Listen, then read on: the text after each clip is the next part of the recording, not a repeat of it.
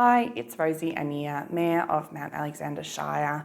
I wanted to talk about three incredible items that we had at the October meeting of Council, all related to climate.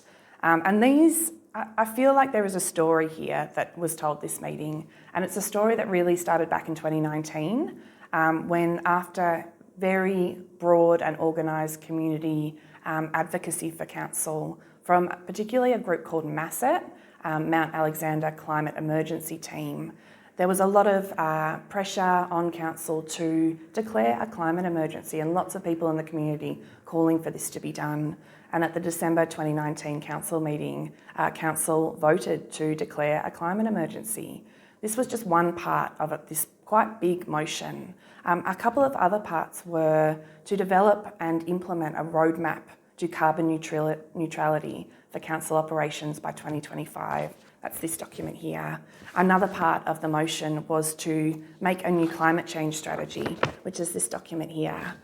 And throughout the years, these documents have guided the work that Council has done, particularly the roadmap to carbon neutrality, which has helped Council reduce its operational emissions significantly over 10 different ways. And the emissions that we were unable to reduce, because there's just not technology around to do everything we need to do at the moment, we have been able to offset. So that is another part that came through the October meeting. The roadmap to carbon neutrality has been finalised and closed, but I want to be very clear that this is not an ending. This is just a touch point in this journey we are on that will continue into the future through the climate change strategy, which has no end date. It is going on forever, and we are committed to this work now, and I don't think there's any way for us to go backwards. Very excitingly, one of the commitments in the roadmap was for Council to be, in its own operations, net zero emissions by 2025. And it's really exciting to announce that we've achieved that through significant reduction and through offsetting our residual emissions. What is very exciting about the way we've chosen offsetting is that we've prioritised local, then Victorian, then Australian offsetting projects.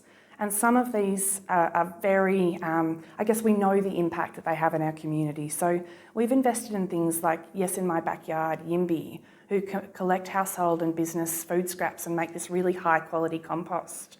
We've invested in the Growing Abundance Harvest Program, which go out to different food growers around the Shire and harvest the excess produce to be used for things like community lunches.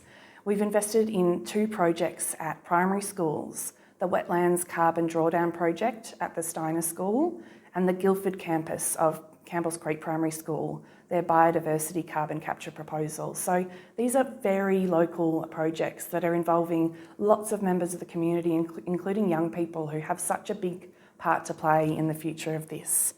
I think we're feeling really proud to have met our commitments set out in the roadmap, because at the time there was trepidation from councillors from Council about whether it could be done. And I feel so proud to be part of a council that has achieved the commitments it set out to, commitments made 2 councils ago. This is a legacy. Obviously the work is ongoing and the work will continue, and that is set out in our climate change strategy, in our annual action plans, and is embedded into everything we do in Council. It is a really special time, but obviously we will keep going. It is a wonderful thing to be able to share with you though, and I thank everyone who has gotten us to this point.